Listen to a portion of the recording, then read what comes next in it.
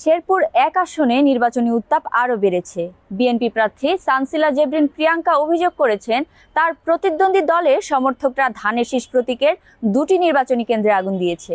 মঙ্গলবার ভোরে সদর উপজেলার পাকুড়িয়া ইউনিয়নের খামারপাড়া ও বলাইচর গ্রামে এ ঘটনা ঘটেছে বলে জানা গেছে। স্থানীয়দের ভাষ্য, অজ্ঞাতনামা দুর্বৃত্তরা হঠাৎ করে কেন্দ্রে আগুন লাগিয়ে দ্রুত সরে পড়ে। তবে পাশের বাড়ির বাসিন্দারা আগুন দেখতে পেয়ে দ্রুত এগিয়ে এসে তা নিয়ন্ত্রণে আনেন। এতে কেন্দ্রের কিছু ব্যানার ও পর্দা পুড়ে ক্ষতিগ্রস্ত হয়। এই কাজটা আমাদের এই কেন্দ্রটাকে পুড়িয়ে দিয়েছে।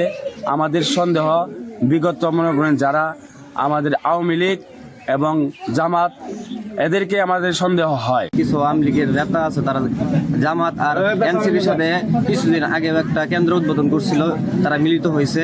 এমনকি মোটর সাইকেল যে বিদ্রোহী প্রার্থী আছে তাদের সাথে মিলিত হয়ে গোপন বৈঠক করে তারা এই ধানের শীষের জোয়ারকে বাধাগ্রস্ত করার জন্য অনেক হুমকি দামকি দিছে। এ ঘটনায় ক্ষোভ প্রকাশ করে বিএনপি প্রার্থী সানসিলা জেবরিন প্রিয়াঙ্কা সাংবাদিকদের বলেন, আমার ধারণা প্রতিদ্বন্দ্বী দলের লোকজনই এর সঙ্গে জড়িত। নির্বাচনী প্রচারণাকে প্রভাবিত করার জন্য একটি পরিকল্পিতভাবে করা হতে পারে।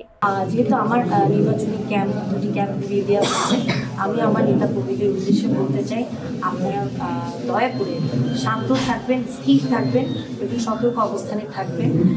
যাহারই আমাদের ক্যাম্প দিয়ে দিয়েছে না কেন, আমরা যেন অন্য কারো ক্যাম্প না করি, অন্য কারো ক্ষতি না করি। আমাদেরকে যথেষ্ট ধৈর্যশীলতার পরিচয় দিতে হবে এবং ইনশাআল্লাহ আমি বিশ্বাস করি যে আপনারা যদি স্থির থাকেন, শান্ত থাকেন, তাহলে আমাদের পায়ে পা দিয়ে যে ঝগড়া করার ব্যাপারটা বা যে কোনো একটা ম্যাসাকার তৈরি করার অথবা ছোটোখাটো মত তৈরি করার যে প্রচেষ্টা অন্য প্রার্থীরা করছে, সেটা এখন আমরা বন্ধ করতে পারবো। অন্যদিকে অতিরিক্ত পুলিশ সুপার মিজানুর রহমান ভূঁইয়া জানান, এখনো পর্যন্ত এ বিষয়ে কোনো আনুষ্ঠানিক অভিযোগ পাওয়া যায়নি। অভিযোগ পেলে তদন্ত সাপেক্ষে আইনগত ব্যবস্থা নেওয়া হবে বলেও তিনি নিশ্চিত করেন। আমরা সার্বিকভাবে তৎপর আছি। আমরা মৌখিকভাবে শুনেছি, যদি কেন্দ্র পোড়ানোর ব্যাপারে আমাদের কাছে কেউ লিখিতভাবে অভিযোগ দেয়, আমরা অভিযোগ অনুসারে অভিযুক্তদের বিরুদ্ধে আমরা আইনানুগ ব্যবস্থা গ্রহণ করব।